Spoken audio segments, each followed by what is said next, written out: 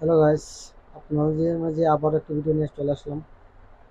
দেখুন নোয়াপাড়া চা বাগান এবং রতনপুর চা বাগান কতটা সুন্দর। আপনারা এই দিক দিয়ে আসলে অবশ্যই ঘুরে যাবেন রতনপুর চা বাগান এবং মিনি সাজেক। যারা যারা রতনপুর এবং এই চা বাগান মিনি সাজেক এগুলো ঘুরতে চান তারা অবশ্যই মাধবপুর এবং নোয়াপাড়া আসলে এইগুলো ঘুরে যাবেন।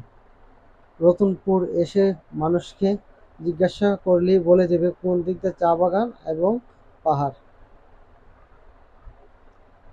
আপনারা যদি আসেন দেখে অনেক মজা পাবেন, খুব ভালো লাগবে এইগুলো জায়গা ঘুরলে। প্রকৃত অনেক জায়গায় আছে যে গাছ টাছ কাইটা লাইছে, কে মনে করেন যে পাহাড়ে ছাড়া গাছ দেখা যায় না, এরকম অনেক জায়গায় আছে। আপনারা আসলে অবশ্যই পাহাড়ের ভিতরে গাছ টাছ দেখতে পাবেন। অনেক সুন্দর আবহাওয়া এবং প্রকৃতি অনেক ভালো এই দিক দিয়া।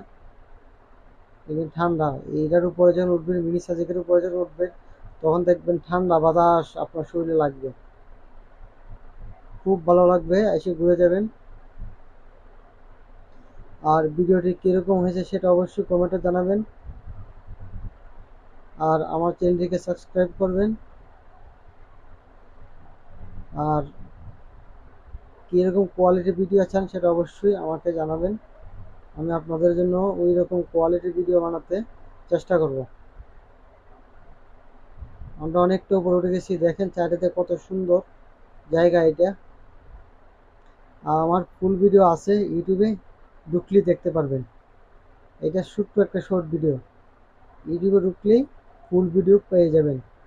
কোথায় কোথায় ঘুরলাম আমরা খায়রুল রাসেল কে নিয়ে।